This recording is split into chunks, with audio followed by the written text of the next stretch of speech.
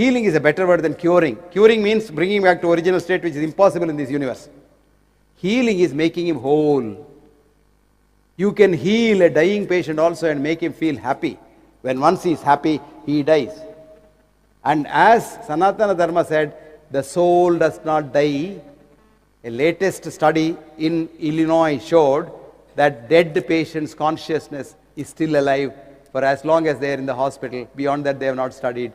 And as long as the patient was, the dead body was in the hospital, the consciousness was alive. How many have read that book, Life After Death? Raymond Moody Jr. Of course, you can always criticize that it's not done. No, it is all done properly. And all that showed was, when you have a heart stopping and brain dead, when the brain doesn't get blood supply, you still can see your consciousness telling you. One nurse told this patient, they were giving him pumping and all. She came and said, hey, leave him alone here, he is dead. And she went. She was the main nurse in the theater. No? This patient had never seen that lady before. Okay? Anyway, he recovered and he was in the intensive care unit recovering very well. And this nurse, being the matron, she goes there and says, hi, how are you? Then she said, you are the lady who said this ass is dead. I am here alive. She collapsed. She collapsed. So, you have your consciousness, that's the energy in and around you, which is the halo around you, and this energy is what heals. And this energy, why don't you use it to heal others? You spread this message. Quantum healing is very simple, I'll tell you. Quantum healing is, you create your own thoughts, and these are quantum thoughts. And the thoughts heal you. Because, if you go a little deep into quantum physics, the Planck's quotient says, every second, your matter and energy change 1044 times, which is called the Planck's constant. And just as every atom knows the blueprint of a molecule, every energy knows the blueprint of a matter. So supposing, let us say, you have a problem with your liver, let us say you have a cancer in the liver. You just meditate and say, let my liver cancer go away. So when next time the energy, which is the quantum energy, changes into matter, it rebuilds your liver without the cancer. It doesn't happen overnight, because we all want quick fixes, That's why we like Western medicine. You have a fever now, today the fever should come down. Nobody tells you fever is a good thing God has given you because you have a germ inside you. The germ to kill you require higher temperature. On the contrary, we go and kill the fever. So instead of 1 day's recovery, which you would have had without the drug, you have 1 week's recovery and then say, oh, I'm a weakness, I can't go to the hospital, and all because of drugs. So friends, it's your thought that can change. And where does the thought generate? In the mind, not in the brain.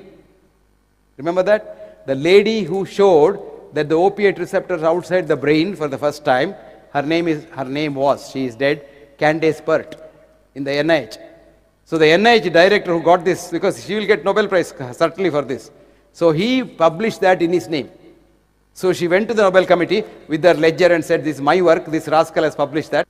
So in the bargain, he didn't get the Nobel Prize and she also didn't get the Nobel Prize. But she has written a book for you, how you can treat yourself with the mind. And the book's name is Molecules of Emotion. What's the book's name? Molecules of Emotion. And the author's name? Candace, C-A-N-D-A-C-E, Pert, P-E-R-T. And there one sentence I'll tell you in that book. The book is very good. It tells her about her problems and things like that. She says, time has come for us now not to reach to the cupboard for pills for a headache. You take a quiet place in your house, better Guruji's pyramid, sit quietly for a little while and elevate your consciousness to a level where your consciousness, your mind can heal your headache. Drugless treatment. So fascinating. And a lot of people will say, oh, what is homeopathy? I can't see any chemistry in homeopathy. I test it, there's no chemistry. There can't be chemistry because it's not meant to be chemistry. Now Rustum Roy has found out the structure of water, which has got loose bands. You put any medicine, say a drop of Sambucus nigra into medicine, that changes the structure of medicine. And the same structure remains changed even if you dilute it 1 million times. And it's a change structure's energy that heals and not the chemical. Chemical, if you give it to the body, it destroys. Here there's no chemical, only changed water.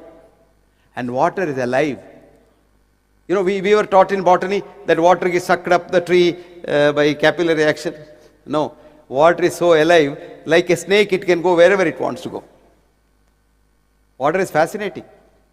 So the new science of evolutionary biology has clearly taught us that the human system is a closed system. Vis-a-vis the Western science which says human system is open system. What is the difference between the two? Simple difference is, in the olden days, you wanted hot water in Bangalore for a bath, you had to take a bucket of water and put your heater inside that. When the water is hot, you have to remove the heater yourself, which means for the water to be heat or cold, you require an outside agency, a doctor, to do that. Today, we have come to a geyser. You switch on and go away. The water heats on its own, and the water is hot, the adapter will push it off, and when the water becomes cold, it becomes warm again. So human system is like that. It has got an inbuilt doctor. The most qualified doctor, he is above PhD. His name is the immune system. And we have to guard our immune system very, very carefully. That is the essence of Ayurveda, which says, swasthasya swastha rakshitam. Preserve the wellness of the healthy. And to do that, Ayurveda has elaborate systems of panchakarma. And when your immune system is guarded, you can't get any disease, including cancer. So friends, though it is very easy to say, it is difficult to do. You have to do certain things because you must have an environment in your body which is conducive for health. Now, for example, we eat so many things. Like, we are carnivores, except eating man. Of course, we eat man every day, but except eating man in physical sense, we eat all animals. So this makes your body's environment acidic. Acid environment, cells cannot survive. So the cells mutate and become cancer. You just have to make it alkaline. Very simple.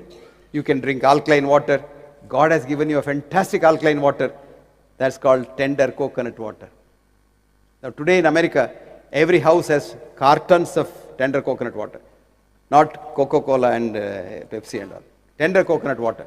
Tender coconut water is such a fascinating alkaline liquid that if you have every day a tender coconut water, cancer will find it very difficult to come in. Supposing you can't get tender coconut water, let us say you are not in the tropics. Somebody will say, I'm from Timbuktu in Canada, or I'm in Quebec or somewhere. You still can do that. You get a lime piece, put it in your drinking water, pieces of lime, cut it, and then drink that water next day. Preferably keep it in either silver, gold, or bronze, or copper vessel. I tell you, it becomes so healthy. So friends, preserving health is more profitable than treating diseases. Diseased population in this world is only 5% on a given day. 95% of the people are healthy. So it's more profitable to look after these healthy people by trying to preserve their health, as Ayurveda says, than otherwise. So the future is for quantum thinking. But healing is not done by quantum energy. Healing is done by spiritual energy, which is much higher than quantum energy. And there are no quanta in the spiritual level. The spiritual energy comes from our spiritual beliefs. Spirituality is not religion. If I bend it down for practical level, do you know what spirituality? Sharing and caring. If you share and care, you become a spiritual person. And when you share and care, you become a healthy person. There's a beautiful saying in Massachusetts General Hospital. There was a man called Peabody, Francis Peabody, who was the director of the Mass General Hospital in 1927, he retired. He gave a motto which they have written there. Patient care is caring for the patient. Did you understand that? Patient care is caring for the patient. That's the motto of the Massachusetts General Hospital. You go there, it's written on the wall. Patient care is caring for the patient. Caring. That's what D.H. Lawrence wrote. Our progress in this world is trouble, but care. And care for others, you will be a healthy person. Scare others, you will be an unhealthy person. Hate others, you will get autoimmune disease. Now let me once again thank Guruji, the organizers, and all of you for a patient hearing. I know what you will say when you go home. Why did they call that foolish fellow? He was talking something I didn't understand. I was a friend of mine who used to go from place to place lecturing. He was a parish priest, but a Protestant one, not a Catholic one. So one day he was Sunday it was, and he was in Bangalore, and he was staying in a hotel, and he wanted to write a letter to his wife, because those days there was no email and all. So he wrote a letter, wanted to post it. So he came out of the hotel, being Sunday, he didn't know where the post office is. But there are a couple of urchins playing on the roadside. So he told the kids, can you show me the post office? Come on, sir, it's a holiday for us. Come on, we will help you. They took him to the post office, and he posted the card. And coming back, he thought, I'm a priest. These children have helped me. I must do something. So he went to the shop and said, give me some chocolates to give to the kids.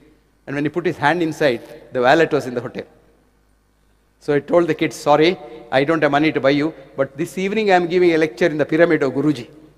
It costs you 100 rupees to enter, but I'll give you some ticket. You show it to the entry people there and say that this man is talking, so we will come and attend free. So this is my present for you. Children know, children are curious, not like us, because we were stopped thinking at school. Did you know that? A Nobel laureate, Alexis Carrel, wrote in his book, Man the Unknown, every newborn child is a genius. 100% true. Only to be converted into an idiot in school. Do you think it's not right? It's right, ma.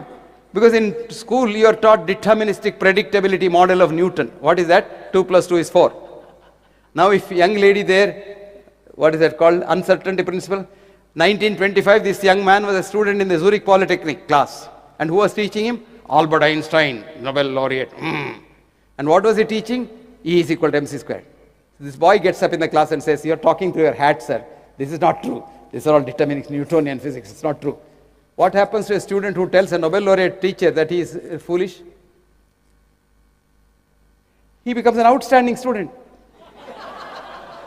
So he was standing outside physics for 30 years, and he gets his Nobel Prize in 1956 for what he said in 1925.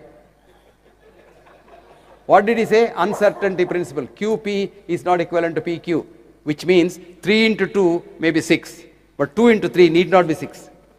This is not taught in the school. See, that's why Alexis Carrel said, every newborn child is a genius to be converted an idiot in school. Guruji Tagore did not want to go to school. His father encouraged him, and he didn't go to school, he didn't learn English, but Tagore gets the Nobel Prize in 1913 for the English Geetanjali he wrote in 1911. Somebody asked him, where did you study English? Ekalavya. For studying English, you have to go to Cambridge, is it? No, I taught English for myself. Great brain. So friends, I want all of you to THINK, think, think, think. One young man spoiled science for this world. His name is René Descartes, who said, cogito ergo sum. I think, therefore I am. No. I am, and there. He said, reversed it. Because you are here and you have a consciousness, you can think. And if you did that, whole science of the West looks like child's play. And this new science of holism, look at everything as a whole, and that is the future of science. Now anyway, what happened to these children? They asked a question, sir, what are you talking about? Then the priest became very serious. Me, I'm a priest, I'm talking about way to heaven, God, and esoteric thing. Children burst out laughing loudly. Then the man said, sir, why are you laughing? No, sir, a man who doesn't know the post office way, how does he know way to heaven? Thank you very much.